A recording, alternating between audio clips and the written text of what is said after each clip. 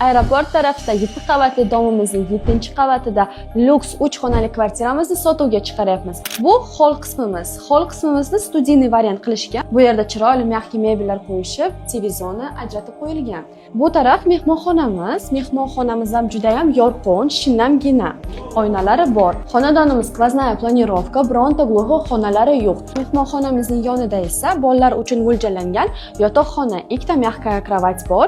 Gilamlari chiroyli akkuratni dizaynda qilingan. Bu tarafda esa ikkita razdelni sanuzelimiz. Bu yerda esa kattalar uchun yotoqxona.